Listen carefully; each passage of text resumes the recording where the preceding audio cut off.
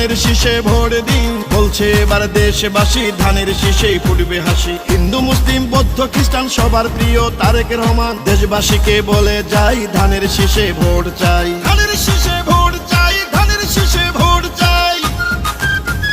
শহীদ জিয়া খালেদা জিয়ার সাহস বুকে নিয়ে দেশকে তারেক রহমান নিবেন এগিয়ে।